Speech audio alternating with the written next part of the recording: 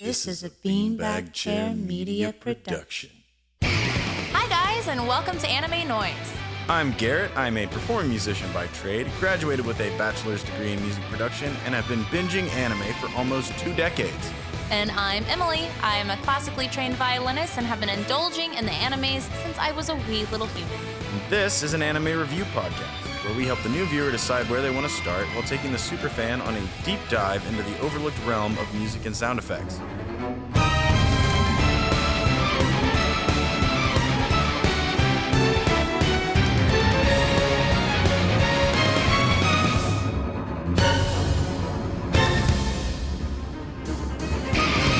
Hello, anime fans, and welcome to another episode of Anime Noise! Yeah! Nailed it. Yeah. Fuck yeah. All right, guys. Today, we are bringing you, well, what we thought was Season 3 of Hunter x Hunter. I know they don't go in seasons.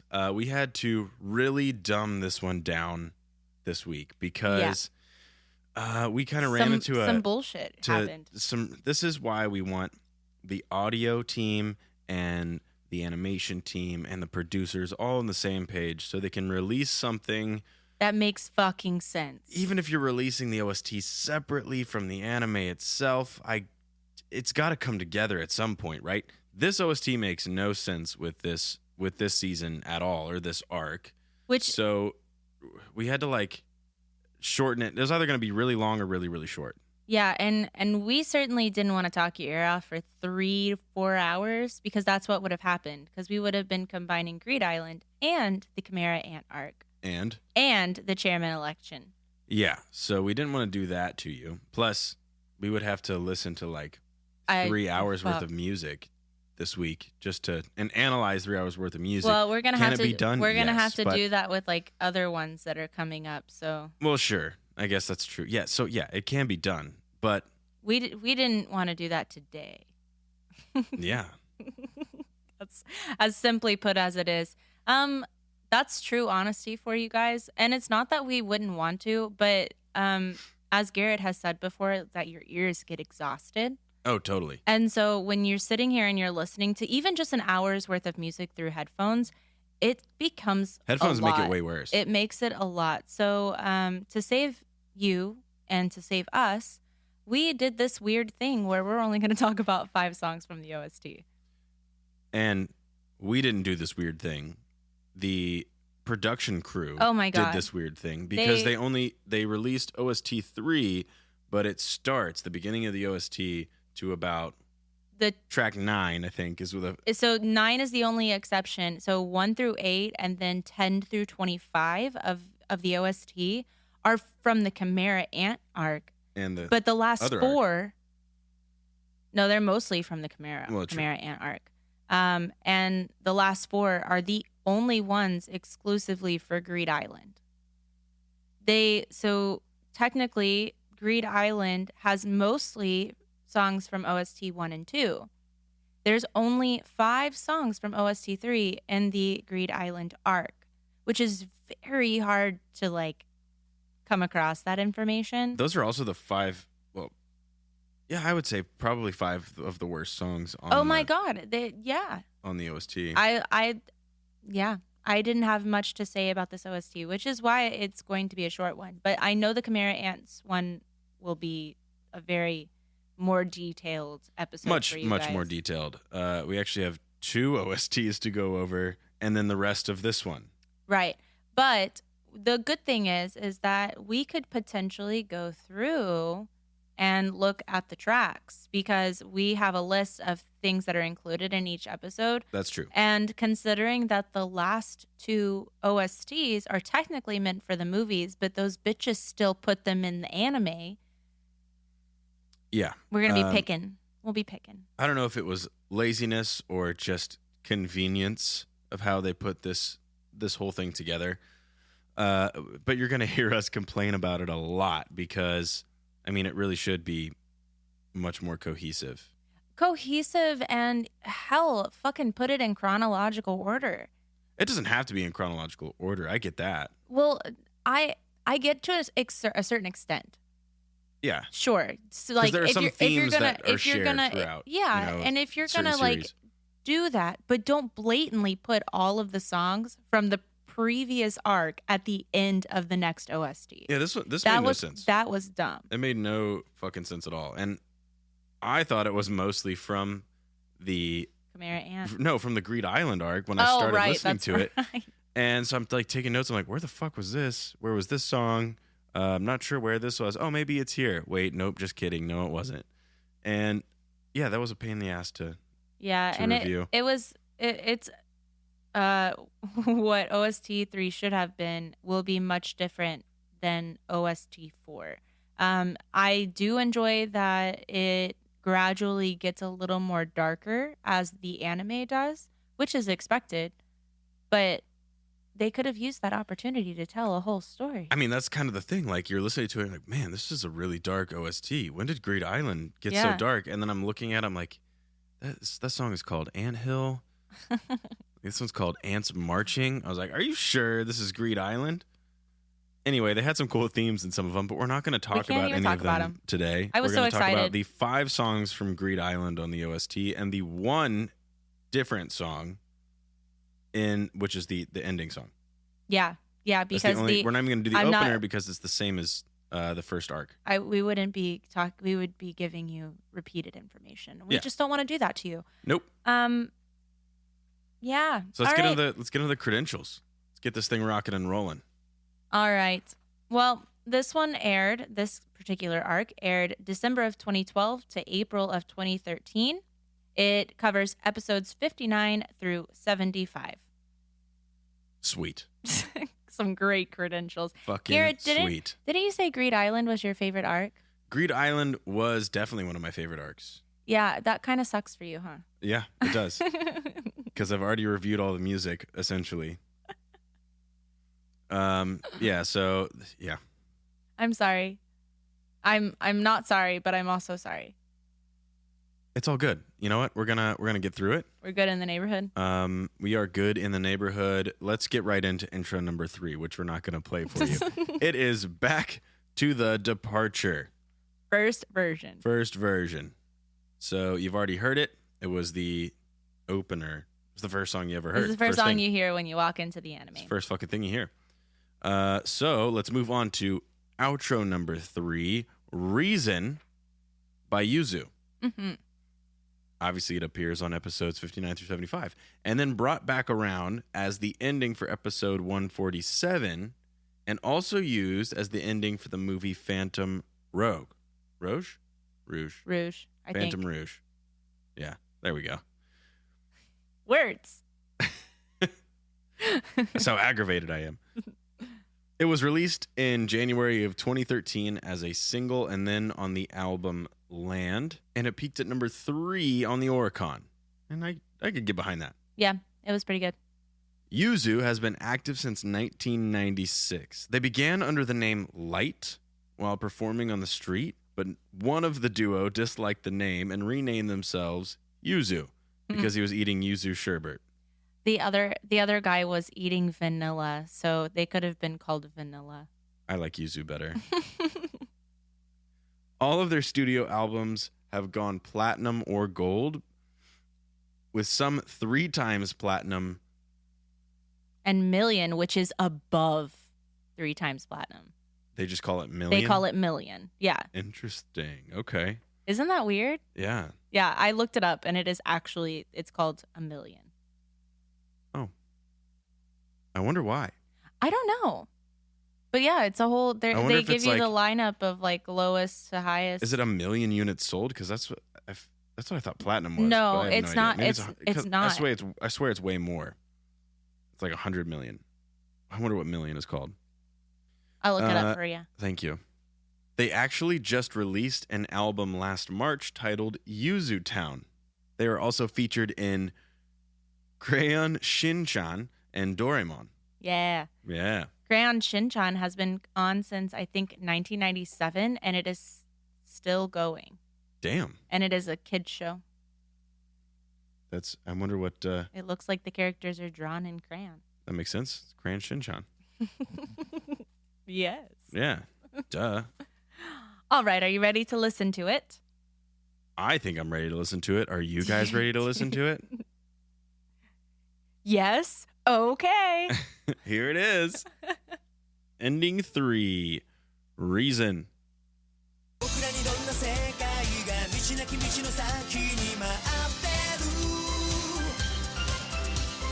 声なき声はこのままどこにも届かずに消えてゆくの忘れない消せない今日の後悔も What is that effect they put on their voices? It's probably just them all singing at the same time, but there could be chorus, there could be... No, there's no chorus. It sounds like their voices are like much higher pitched than they should be, but I feel like I've said that a lot today, so maybe it's just my ears. I think your ears are tripping out, man. They're just singing harmonies. I guess. I don't know.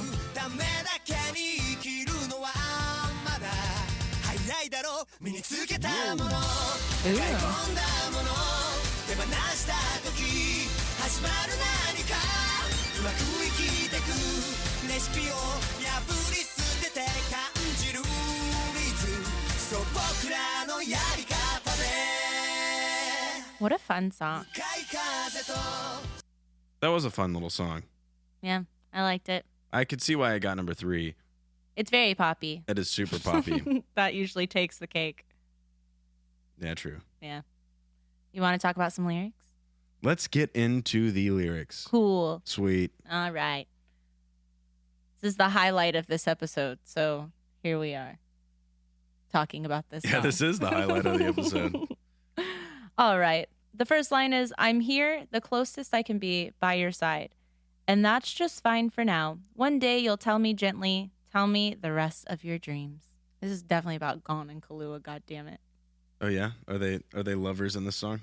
I don't know if lovers is an accurate I'm word. joking. Oh. I was about to go into a whole thing. No, you don't need to. It's okay. It's probably for the best.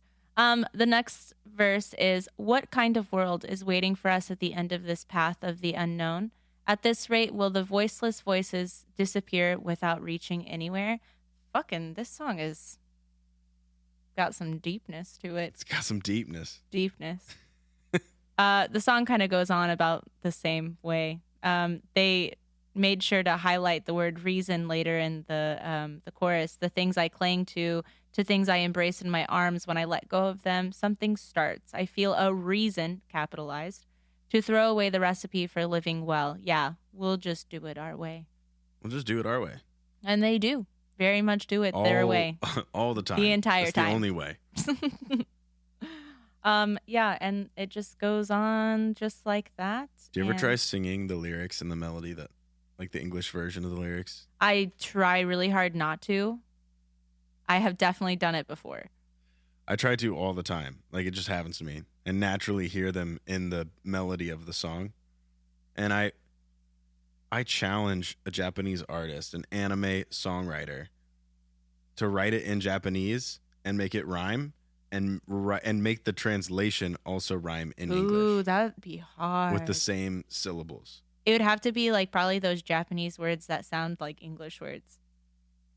Well, yeah, that'd be the cheap way out, I think. But I mean, it's possible. That's still a thing.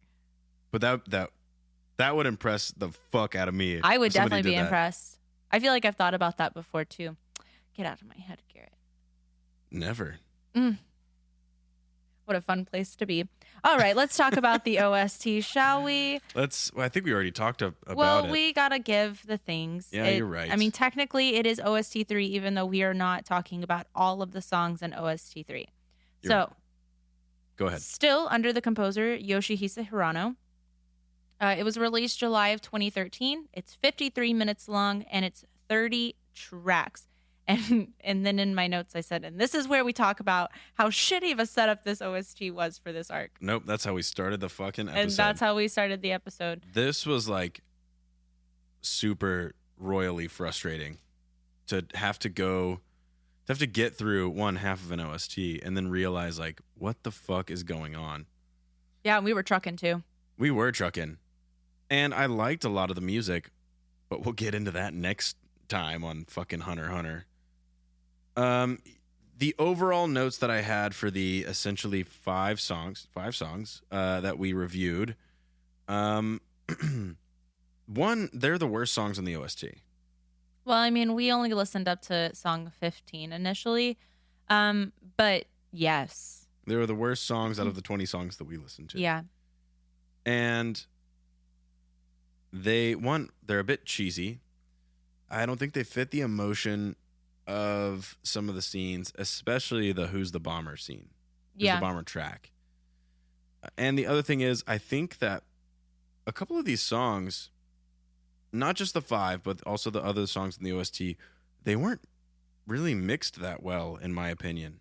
Now, again, this could be the YouTube video that we're watching, but that was all from the same thing. It was all from the same thing, and not all of them sounded like that. Yeah. And I think that I don't know how they mixed it, but like maybe it was just the fact that it was mixed kind of even old school for 2013. Right.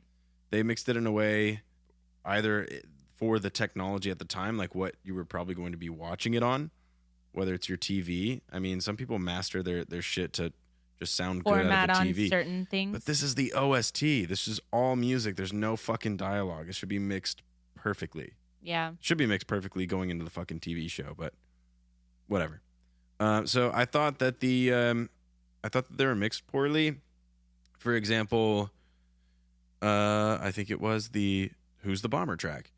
The hi-hats are louder than the snare, which is the wrong thing to do. Also, the drums are quieter than everything else. Normally, when you mix, now I also should preface this by saying that like there's a million different ways to mix something. My way isn't the right way. It's just that the thing that I'm describing is what mixing engineers typically do, and it's kind of like almost like a universal language or like a universal way. At least an industrial language. Okay. Like, this is industry standard way to do it. Sometimes you can break the rules and it sounds really fucking good. Kudos to you. That actually happens quite often. But in particular, drums should be your noise floor. That is typically where you start in a mix. That's the loudest thing that you would hear live. That's your noise floor. I see. The things that compete with it, like, bass would be next right up there, but that's going to be at the same volume as the kick. You just got to think about it in a live setting and try to make it match that, but enhanced. Okay. So I don't think it was mixed very well.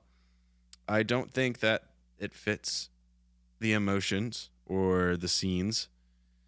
And I guess that OST 1 and 2 were what they were shooting for emotion-wise.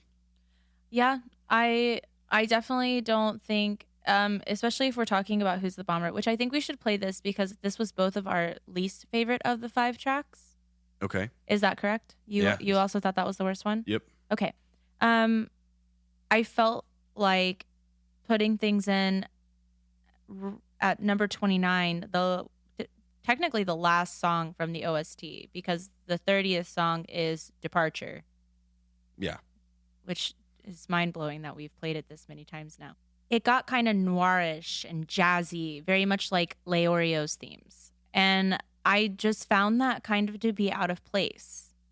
It was definitely out of place. I mean, a lot of people died from this bomber. Yeah. Yeah. He's a pretty big dickhead.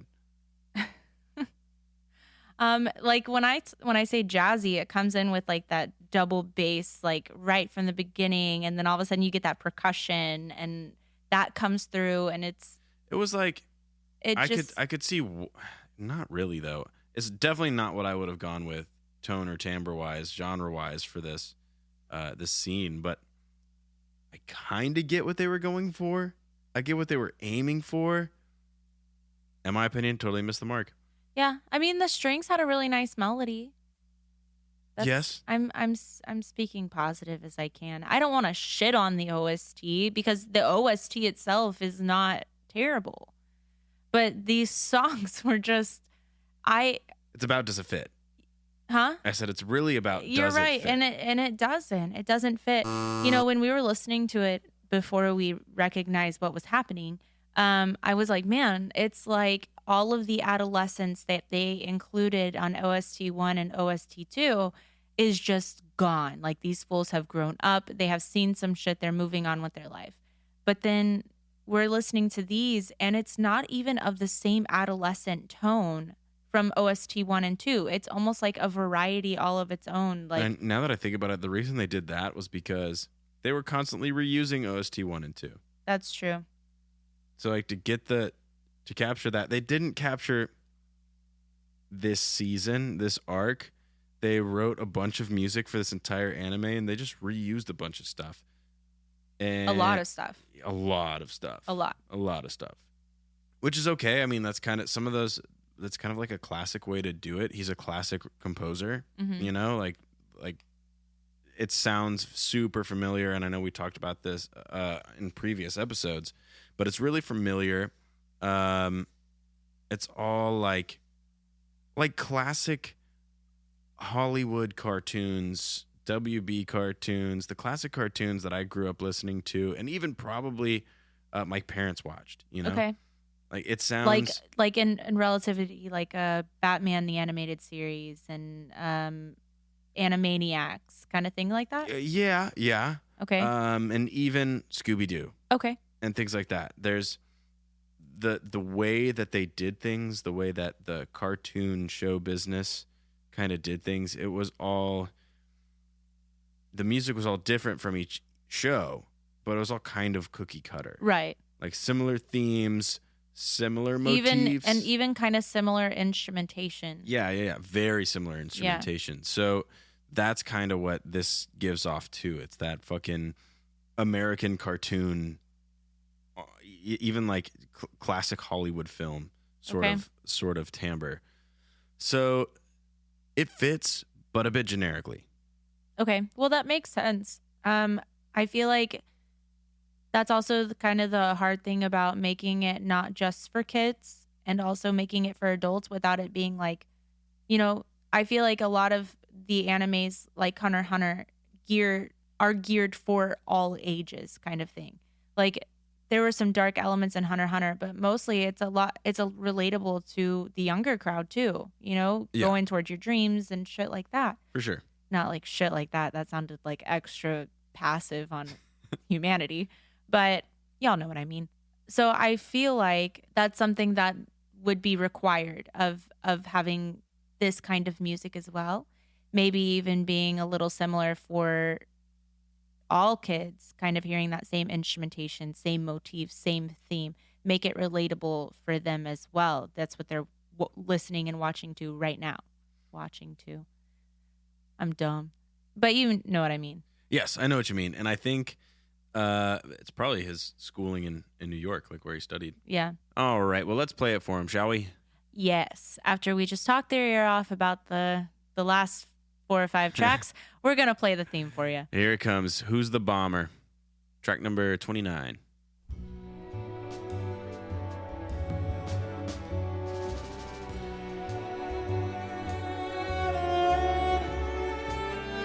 See, the strings have a nice melody.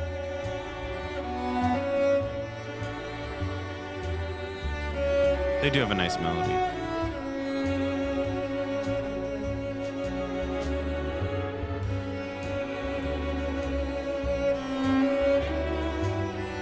But yeah, the sound is just off. I think I know what they're doing here. What's that? What they're doing is essentially he wrote a new piece for when they're trying to figure out the game plan on how to catch the bomber and try to figure out who he is. Okay. Should that have been the new piece he wrote for the anime and then just reuse the dark shit? No.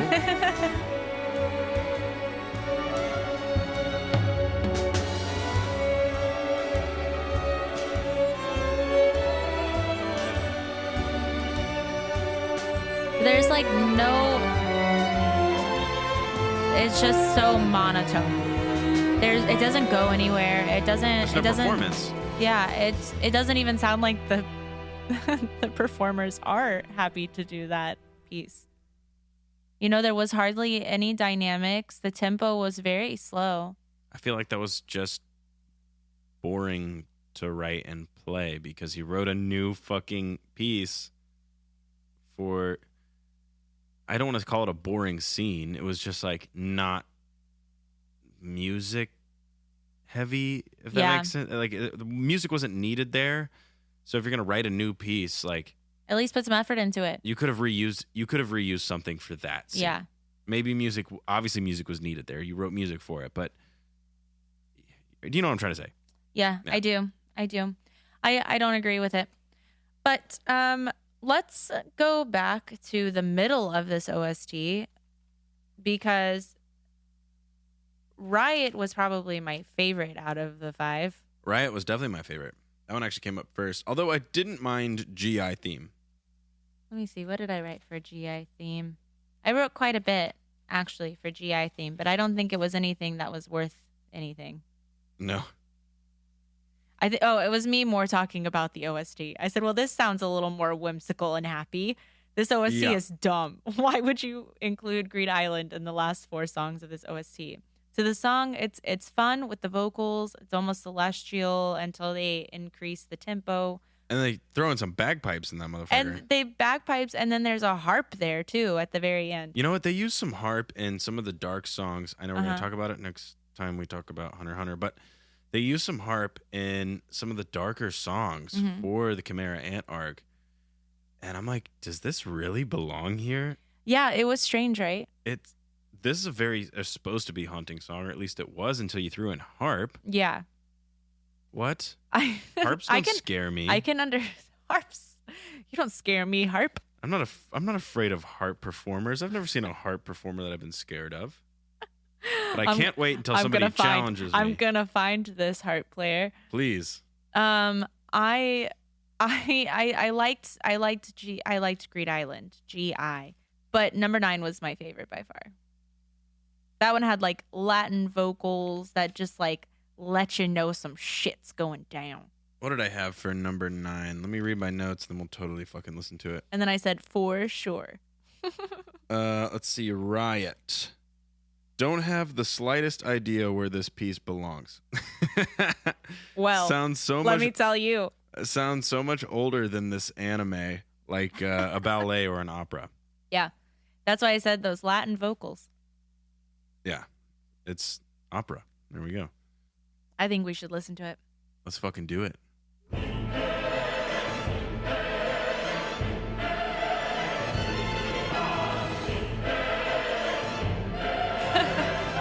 I wish I were recording you while you... Like, this is a video podcast, so everybody can see the faces I was making? Yes. Just to describe it to you, I was just really wide-eyed and, like... frantically looking around the room. Frantically looking around. Like a fucking weirdo.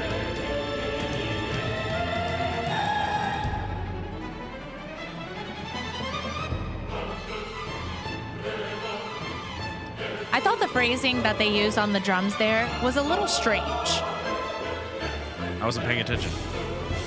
It just seemed very random.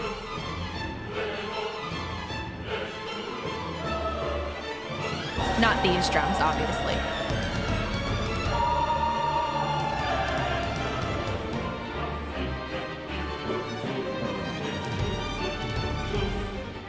Also, the drums don't hit that hard.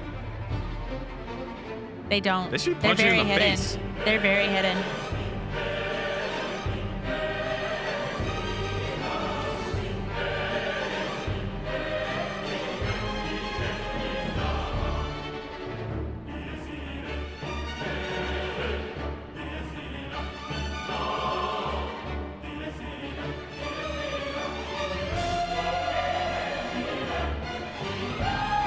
And actually, the more I listen to them, they are timpanis, so they shouldn't be punching you in the face that hard. But those... they have some other percussion in there. And I think that they should have, I don't know, it just sounds like... it sounds like an old school mix, honestly. Yeah. I don't know. I mean, that was definitely... which, if if that one's the favorite one, which, if those were all of my notes...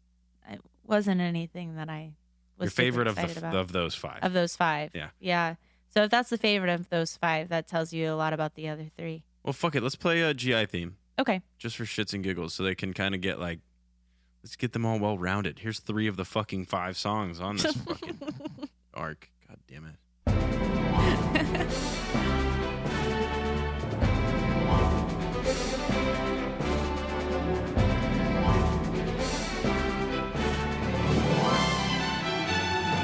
I put like the last note on here was, what an outro, Jesus.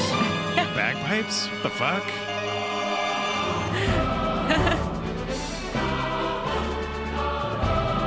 But this is more the adventure that I was looking for. Yeah. It's totally Great Island theme. Yeah.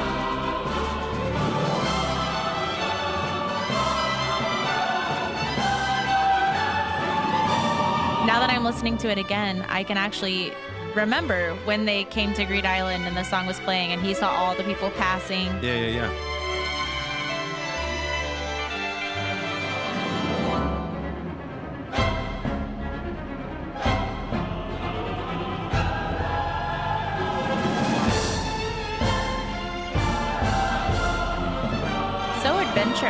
So adventurous. This is fun. It's not predictable. It's uplifting even. A bit epic. Yeah. At times. A little cheesy.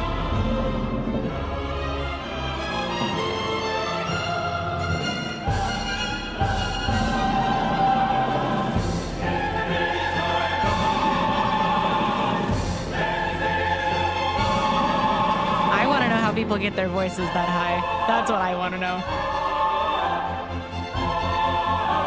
See what I mean? It kind of sounds celestial. Like what?